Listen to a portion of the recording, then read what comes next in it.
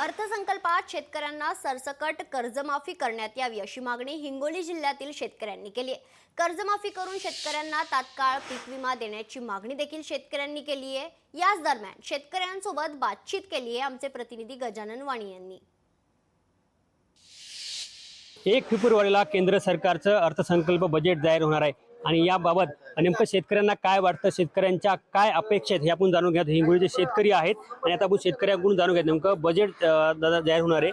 नेमकं आपण शेतकरी म्हणून एका मोंढ्यामध्ये सध्या आपण विक्रीसाठी आलेले आहात या ठिकाणी आणि नेमकं आता बजेटमध्ये आपली काय मागणी असणार आहे सरकारकडे? इथले शेतकरी परेशान आहेत आणि इथल्या शेतकऱ्याला शासनाकडून मदत अशी नावाची चीजच नाही। दुष्काळ जाहीर करतात, त्याचे पैसे टाकत नाहीत, विमा भरला तर विम्याचे पैसे भेटत नाहीत।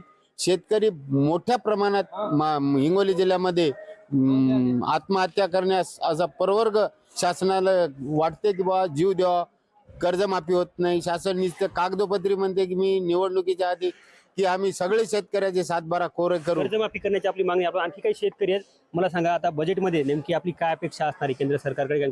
केंद्र सरकार बजेट जाहीर करणार आहे। आमच्या विधानसभेच्या निवडणुका झाल्या, विधानसभेमध्ये शेतकरी कर्जमाफीची जे त्यांनी घोषणा केली होती, मागचं सरकार तरी बरं होतं त्या ठाकरे साहेबाचं, त्यानं तरी आल्या शेतकऱ्याची कर्जमाफी पहिल्या अधिवेशनामध्ये माफ केली होती।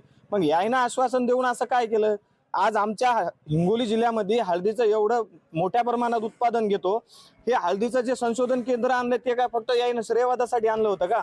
त्याच्यावर काय काम चालू आहे? हळदीचं उत्पन्न खर्च जर पाहिला हिशोबाने खर्च भरपूर खर्च व्हायला हळदीला, पण भाव भेटत नाही शेतकऱ्याला। पीक विमा भेटला का? पीक विमा नाही भेटला अजून। गेल्या वर्षी मिळाला होता? गेल्या वर्षी थोडा भेटला होता, काही भेटला आणि काही भेटले नाही गेलेलं।